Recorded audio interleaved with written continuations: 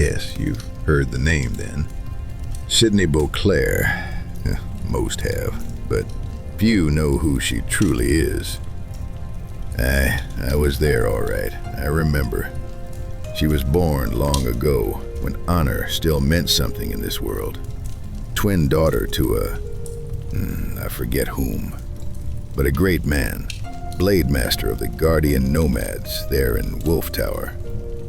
Pups were raised in the shadow of those high walls, hard prayers and cold steel. From the time she and her sister Merwin could walk, they followed their father beyond the gates, learning the old ways to read a broken branch, how to smell evil in the wind, where to put a blade to end a life clean. Wild warriors often stalked the roads in those days, and mercy was a luxury for softer folk. That life didn't last. Nothing ever does in the Green Claw Swamp. They were taken there, father and daughters, by witches. A coven, they said, but I swear it was only one, wearing two faces. What happened in that mire, I don't know. All I know is this. The twin pups came back without their father. No wounds, no story, just eyes that were no longer innocent. After that, the sisters were parted. Merwin turned toward roots and runes, reading the earth as if it were an open book. Sidney chose steel, of course, and she swore on her blood she would walk her father's path, and Baynor grant mercy to anyone who stood in her way. The nomad king Lone Wolf, her father's liege, decided their fates. Merwin was sent north to the fields of glory among Carlin's druids. Sidney stayed at Wolf Tower, taken on as the king's personal squire. Don't mistake that for kindness. Lone Wolf believed grief was a weakness to be beaten out like lice from fur. His way was discipline, bruises, prayer, and nothing else.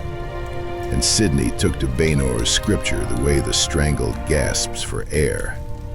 Not for comfort, mind you, for purpose, for rules that didn't bend.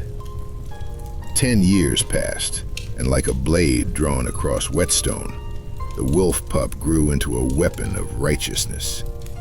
When the time came for her spurs, Sidney chose her trial herself.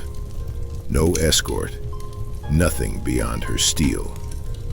She returned to the Green Claw Swamp, hunting the witches who had taken her father. But the trail led not to a coven or a lair. It led to a hill, lonely, yet crowned with banners. An old woman ruled there, commanding Amazons and Valkyries, and at her side, Merwin, alive, yet the opposite of Sidney, smiling as though the fate had never torn them apart. I think she froze. Sidney did. To see her sister smile was like a challenge. And curiously, the witch did not raise a hand in anger. Instead, she opened her arms and called Sidney home. It was then it hit her, as truths tend to do most unexpectedly. You see, long ago, a handsome man had come to the witch in secret. I think they were lovers, but a witch can ensnare you with their spells. Whatever it was, she gave him gifts, fame, legacy, wealth. He took them gladly. But when she asked for his hand, he refused. "You are a creature of the dark," he told her. The last time he came, she did not let him leave. Well, that was when Sidney understood. The witch was no stranger. She was blood. Blood and heresy. When the witch stepped forward to embrace her long-lost daughter, Sidney answered with cold steel, and she buried her sword so deep in her mother's chest that she struggled to tear it free. And when she raised her sword again, slick with their mother's blood, Merwin met her sister's fiery eyes only once before turning and vanishing into the swamp. Sidney returned alone. No, not alone. She brought her mother's bloody head and set it upon a pole atop Wolf Tower's walls. Before King Lone Wolf she knelt, weeping tears of joy, and knighthood in Baenor's name was granted her. We who bore witness to this accursed ceremony knew then that something had awakened in her.